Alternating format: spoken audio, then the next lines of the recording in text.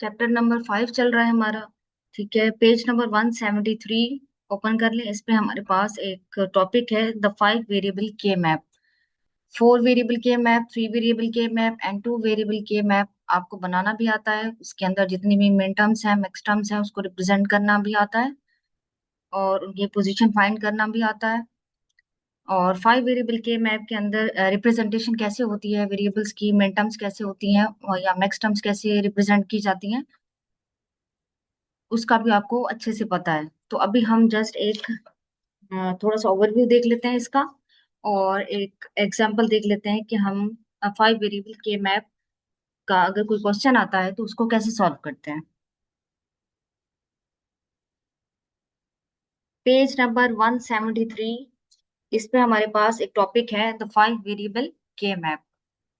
5 variable के map के अंदर हमारे पास कितने सेल्स होते हैं? 32 सेल्स होते हैं।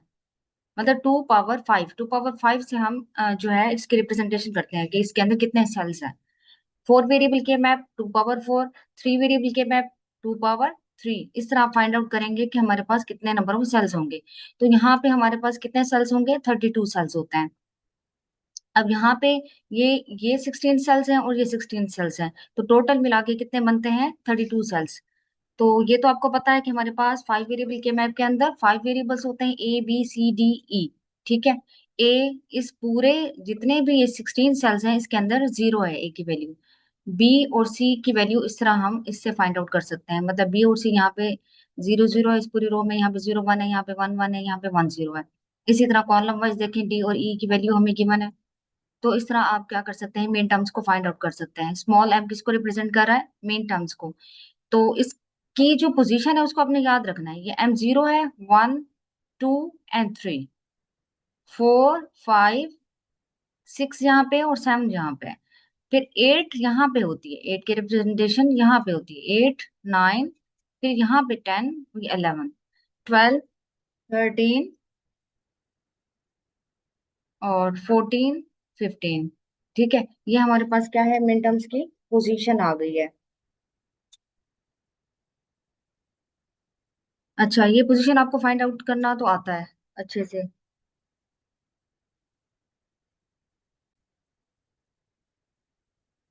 हाँ, ये इसी तरह हमारे पास ये 16 सेल्स हैं। ठीक है, इन 16 सेल्स के अंदर ए की वैल्यू क्या होगी? 1 होगी। तो ये तो आप फाइंड आउट कर सकते हैं। वैसे भी आप अगर टोटल टर्म्स लिखें, मतलब यहाँ से हमारे पास ए की वैल्यू 0 है, तो यहाँ से भी आप फाइंड आउट कर सकते हैं। ये देखिए, ए की वैल्यू 0। ठीक है, यहाँ पे बी की वैल्यू क्या है? 1 है। सी की वैल्यू क्या है? 0। डी की वैल्यू क्या है? 0। ई की वैल्यू क्या है? 0। तो ये किसकी रिप्रेजेंटेशन है बाइनरी में? 8 की रिप्रेजेंटेशन है। तो इस तरह भी आप वेरीफाई कर सकते हो कि सेल के अंदर हमारे पास जो मिन टर्म्स आ रही है उसकी पोजीशन क्या बनती है।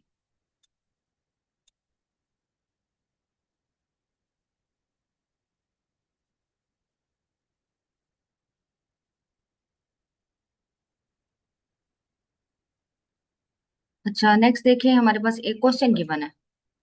यहाँ पे एक क्वेश्चन गिवन है। ठीक है, और वो 5 वेरिएबल के मैप का यूज करते हुए हमने सॉल्व करना है। क्वेश्चन देखें, FABCDE, यहीं से पता चल रहा है कि इसमें कितने वेरिएबल्स हैं? 5 वेरिएबल्स हैं। ठीक है,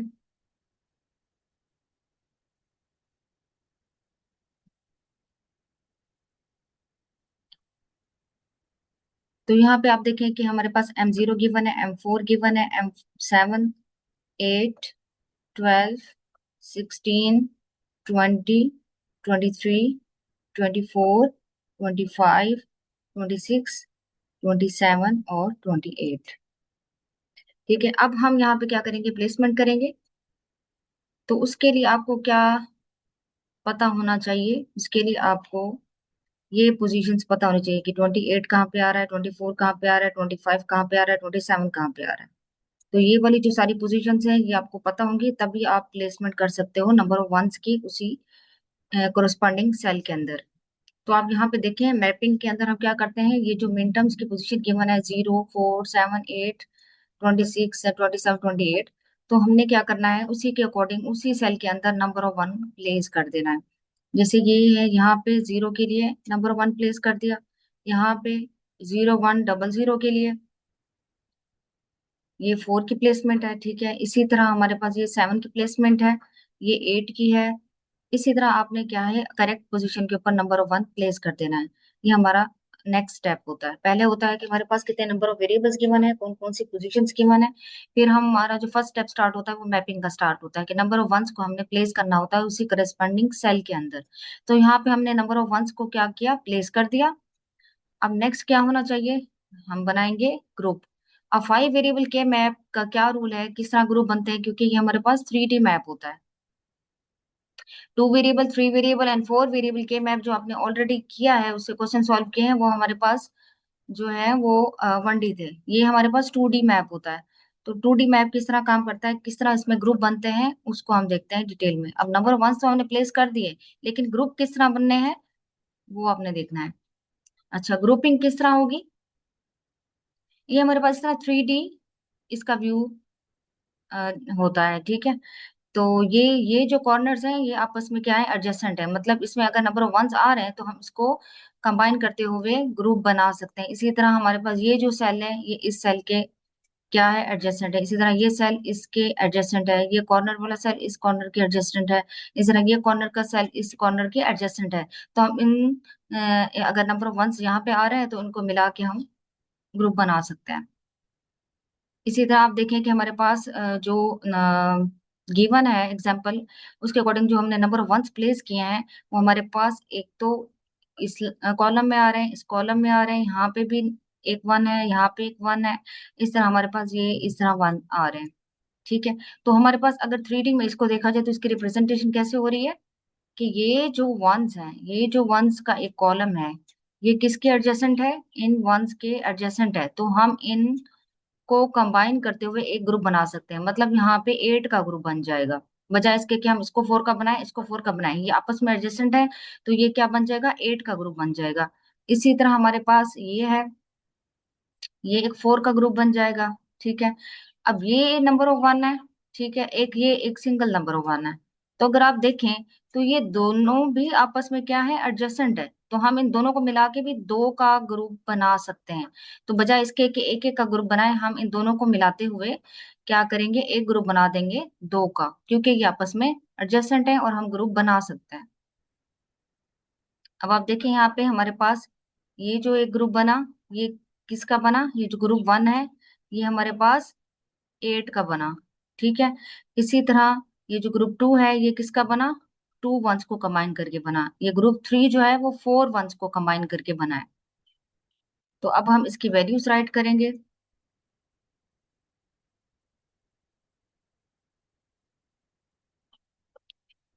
अच्छा, वैल्यूज कैसे राइट करते हैं वो आपको मेथड तो पता है अच्छे से, कि हम क्या करते हैं,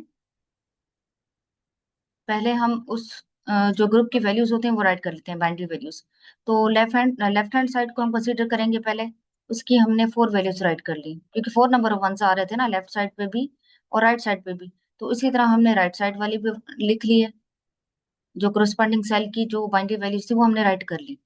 तो अभी आपको नेक्स्ट मेथड भी पता है कि हमने क्या करना होता है, हमने देखना होता है कि वो वैल्यूज जो कि कांस्टेंट रह रही होती हैं इन सब सेल्स के अंदर। तो ओवरऑल अगर आप देखें, क्योंकि हम दोनों को मिला के ग्रुप बना रहे हैं ना, left hand right hand side दोनों को मिला के बना रहे हैं, तो आप देखें ये वैल्यू ए की 0 से 1 में चेंज हो रही है, इस तरह बी 0 से 1 में चेंज हो रहा है, सी 0 से 1 में चेंज हो रहा है।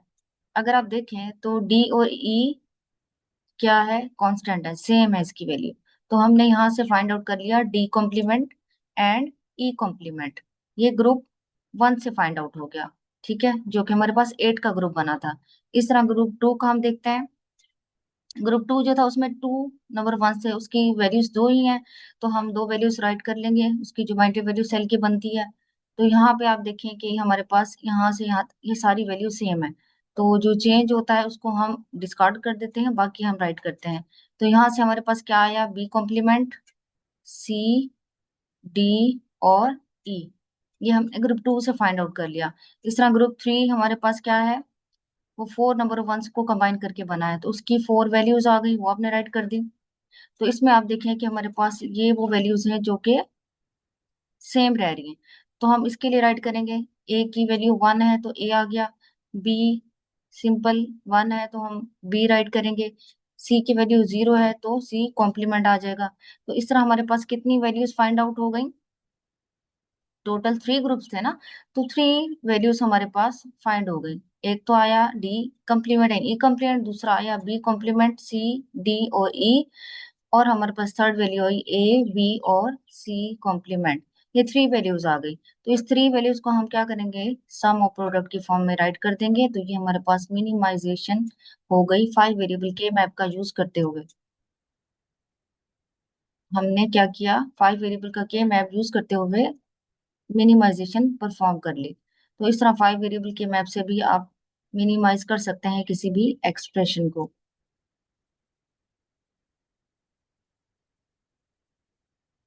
अच्छा, नेक्स्ट जो हमारा टॉपिक है वो है SOP function with don't care conditions.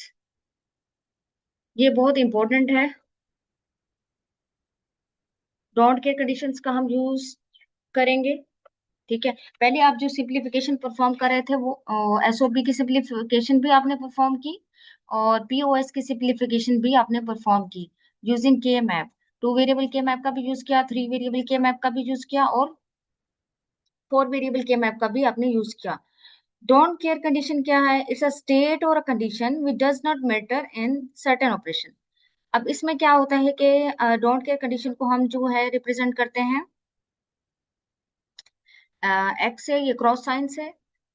ठीक है, तो हम जब ग्रुप बनाते हैं, ठीक है, तो हम इन डोंट केयर कंडीशंस को कंबाइन करते हुए अब लार्जर ग्रुप बना सकते हैं, इसलिए डोंट केयर कंडीशंस का यूज किया जाता है। तो हम पीओएस में भी डोंट केयर कंडीशन यूज कर सकते हैं, और एसओपी के अंदर भी डोंट केयर कंडीशंस यूज होती हैं। एसओपी के अंदर अगर डोंट केयर कंडीशंस का हम यूज कर रहे हैं तो नंबर ऑफ 1 के साथ हम जो है उस कंडीशन को कंबाइन करेंगे और ग्रुप बना देंगे। अगर पीओएस के लिए कर रहे हैं तो नंबर ऑफ जीरोस होंगे, जीरोस के साथ कंबाइन करते हुए हम क्या करेंगे, ग्रुप बना देंगे। SOP function with don't care conditions. तो इसमें आप देखेंगे हमारे पास एक क्वेश्चन गिवन है। क्वेश्चन है हमारे पास एफ ए बी सी। ठीक है, ये किसको रिप्रेजेंट कर रहा है, मिन टर्म्स को रिप्रेजेंट कर रहा है। पोजीशन हमें गिवन है 0 3 और 7 प्लस, अब ये जो डी है ये डोंट केयर कंडीशन को रिप्रेजेंट कर रहा है, मतलब 5 और 1 पोजीशन पे हमारे पास क्या होगा, एक्स होगा, या क्रॉस साइन हम वहां पे लगाएंगे ताकि वो शो करे कि यहाँ पे डोंट केयर कंडीशन लगानी है। अच्छा, ये टेबल हमने बना लिया क्योंकि 3 वेरिएबल के मैप है। ठीक है, ओ सॉरी के, हाँ, 3 वेरिएबल के मैप है, हमने यूज करना है। तो क्या आ गया, 3 वेरिएबल्स आ गए ए बी और सी। तो उसी की हमने वैल्यूज राइट कर ली, बाइनरी वैल्यूज राइट कर ली। आउटपुट क्या है, आउटपुट हमें यहाँ से फाइंड आउट होगी कि 0 की जगह हमने क्या लगाना है, 1। ठीक है, 0 की जगह क्या आएगा, 1। इसी तरह 3 की जगह क्या आएगा, 1। एंड 7 की जगह क्या आएगा, 1। ठीक है, मिन टर्म की पोजीशन हमें गिवन है। इस तरह डोंट केयर कंडीशन की पोजीशन भी गिवन है कि 1 की जगह हमने क्या लगाना है, एक्स। इसी तरह 5 की जगह क्या आएगा, एक्स। तो रिमेनिंग को हम 0 से फिल कर देंगे। तो फिर हमने क्या है कि 3 वेरिएबल्स गिवन है तो 3 वेरिएबल के मैप का यूज करेंगे यहाँ पे। 3 वेरिएबल के मैप का हमने यूज किया, नंबर 1 वहां पे प्लेस किए जहाँ पे उसकी पोजीशन बनती थी, और एक्स को वहीं पे प्लेस किया जहाँ पे उसकी पोजीशन बनती थी। ठीक है, और फिर हमने क्या किया, सबसे बड़ा फायदा इसका ये है कि हम लार्जर ग्रुप बना सकते हैं। अगर आप देखें, अगर डोंट केयर कंडीशन का यूज ना करते तो ये एक सिंगल ग्रुप बनता और ये 2 का ग्रुप बनता। तो हमने अगर एक्स को इंक्लूड किया तो ये 2 का बन गया और ये 4 का ग्रुप बन गया, तो हमें फायदा हो गया, हमारा जो एक्सप्रेशन है वो मजीद सिंप्लीफाई हो जाएगा। तो इसी तरह इस ग्रुप की वैल्यूज राइट कर लें।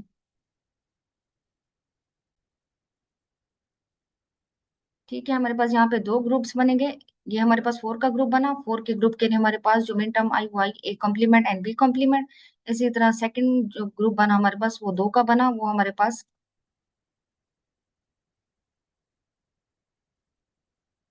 ये फर्स्ट ग्रुप जो है वो 4 का है। 4 के लिए हमारे पास वैल्यू आई ये 1, मतलब कि सी, ये सी वैल्यू जो है वो जो 4 का ग्रुप है उसके लिए आई। तो ये जो 2 का ग्रुप बन रहा है इसमें हमारे पास जो वैल्यू फाइंड आउट हुई वो ए कॉम्प्लीमेंट बी कॉम्प्लीमेंट है। तो ये हमारे पास क्या हो गया, एक्सप्रेशन सिंप्लीफाई हो गया यूजिंग के मैप और don't care conditions.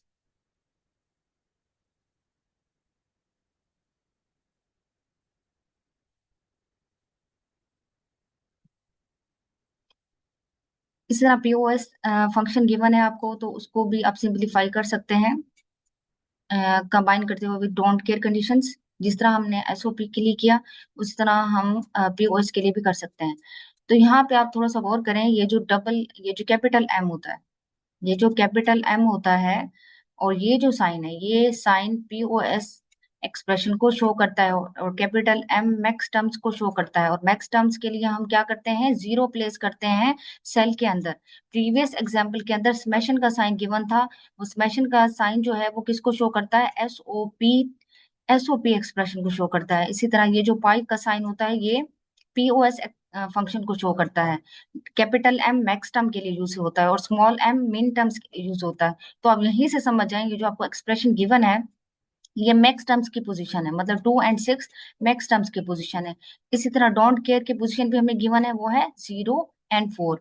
Three variable के मैक मतलब थ्री वेरिएबल्स यहाँ पे यूज हो रहे हैं, तो हम क्या करेंगे, ट्रूथ टेबल भी थ्री वेरिएबल का ही बनाएंगे। तो थ्री वेरिएबल्स के टोटल कॉम्बिनेशन हमने राइट कर लिए, ये सारे टोटल कॉम्बिनेशन आ गए। तो 0 से 7 तक। अब आप देखें 2 और 6 मैक्स टर्म है। 2 और 6, 2 पे 0 प्लेस कर दो, और 6 वाली पोजीशन पे भी 0 प्लेस कर दो। इसी तरह डोंट केयर देखें 0 और 4 पे है, तो 0 पे भी हमने क्रॉस का साइन लगाया, एक्स लगाया, और हमने क्या किया, 4 पे भी हमने ये जो क्रॉस का साइन आ रहा है ये लगा दिया। तो बाकी जगह पे आपकी मर्जी है, आप प्लेस कर दें 1 1 एंड 1, बाकी को 1 1 से फिल कर दें। ठीक है। तो अभी आप देखें कि हमारे पास ये पूरा ट्रुथ टेबल बन गया है। तो थ्री वेरिएबल के मैप को डिजाइन करें। ठीक है, हमारी रिक्वायरमेंट क्या है कि POS function with don't care condition हमने मिनिमाइजेशन करनी है। तो यहाँ पे आप देखें कि एक्स की पोजीशन हमारे पास जो cross sign don't care condition के लिए यूज हो रहा है ना, वो 0 0 पे आ रहा है। देखें 0 पे आ रहा था कि हम क्रॉस लगा दें, और 4 पे आ रहा है कि हम क्रॉस लगा दें। तो इसी तरह हमने वो क्रॉस लगा दिया। 1 0 0 यहाँ पे 4 है, और इसके अलावा 0 0 की पोजीशन गिवन थी। 0 की पोजीशन एक तो 2 है, दूसरी क्या है, 6 है। ये पोजीशन गिवन है। अब हमारा इससे कोई वो नहीं है, हमने जस्ट क्या करना है, 0 को क्रॉस साइन से कंबाइन करते हुए ग्रुप बनाना है, जैसे कि एसओपी के लिए बना रहे थे। तो यहाँ पे एक ही ग्रुप बन रहा है, जिसमें हमारे पास वैल्यू क्या आ रही है, सी कॉम्प्लीमेंट आ रही है। तो यहाँ पे जो वैल्यू आएगी, सी कॉम्प्लीमेंट हमारे पास एसओपी के अंदर होता है। यहाँ पे मैक्स टर्म्स के लिए हम यूज कर रहे हैं, तो यहाँ पे क्या होगा, सिंपल सी होगा। क्योंकि इसमें जो सी होता है, मतलब कि फॉर एग्जांपल कोई वेरिएबल है सिंपल, तो उसकी वैल्यू होती है 0, और जो सी कॉम्प्लीमेंट होता है उसकी वैल्यू क्या होती है, 1। ये पीओएस में होता है। अगर हम एसओपी की बात करें, तो हमारे पास ये एज अ 1 ट्रीट होगा, और ये एज अ 0 ट्रीट होगा एसओपी में।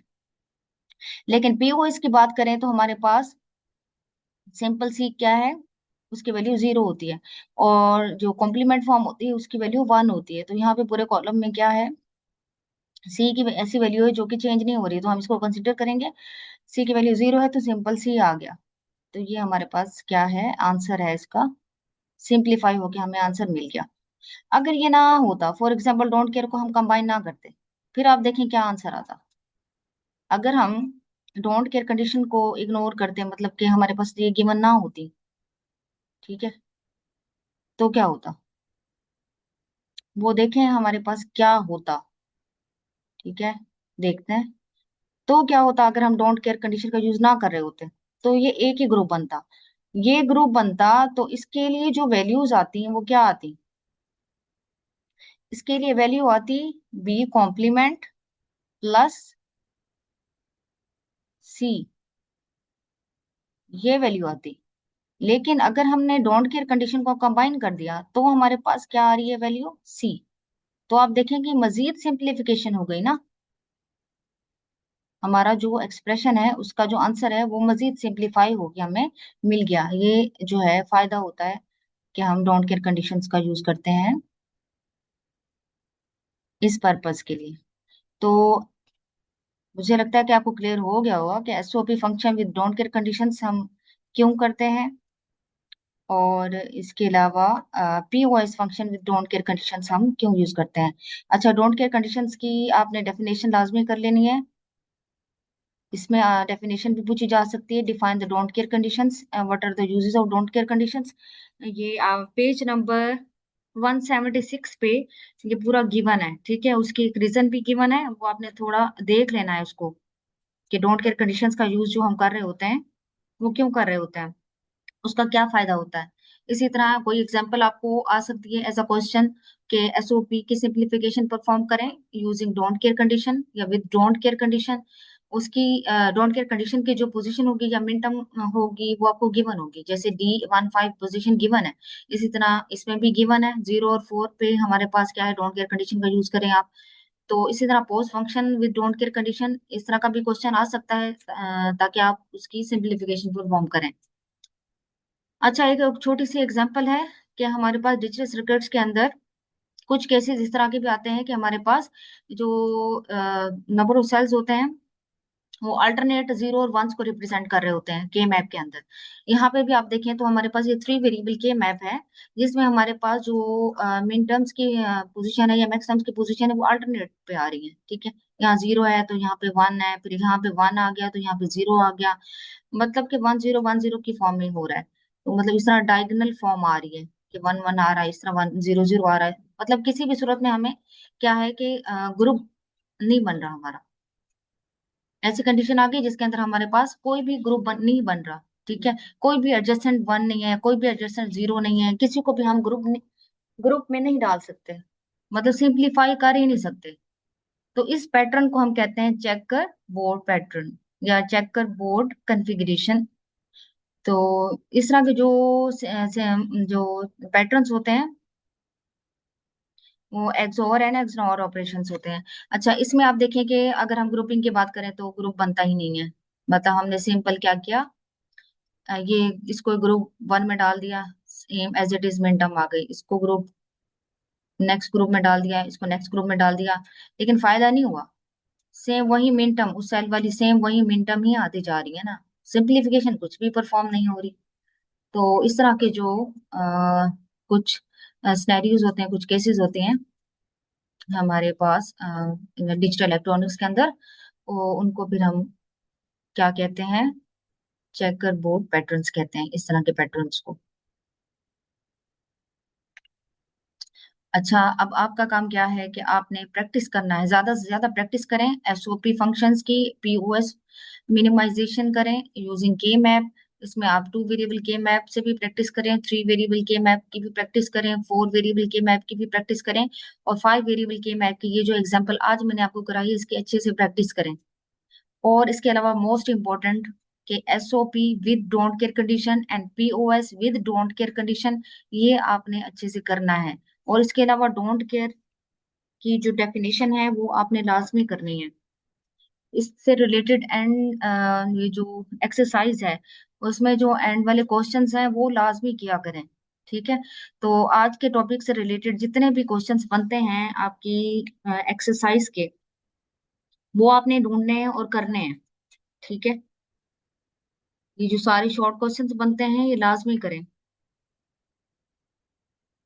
बुक के एंड में गिवन है, जैसे कि वो पेज नंबर 199 पे गिवन है what is meant by don't care condition, ठीक है। और एक एग्जांपल भी है, क्वेश्चन नंबर 16 आपने करना है, क्वेश्चन नंबर 15 करना है, 16 करना है। ये दो क्वेश्चन लाजमी आपने कर लेने हैं, ठीक है। क्वेश्चन नंबर 16 को सॉल्व कर लें और क्वेश्चन नंबर जो 15 है उसको तैयार कर लें कि what is meant by don't care. तो ये अच्छी तरह आपने कर लेना है। कल जो है नेक्स्ट एक मेथड है क्यूएमसी मेथड, वो हम डिटेल में देखेंगे। वो लास्ट टॉपिक होगा इस चैप्टर का, फिर हम चैप्टर नंबर 6 स्टार्ट करेंगे। तो तब तक ये सारी चीजें अच्छे से प्रैक्टिस कर लें सब।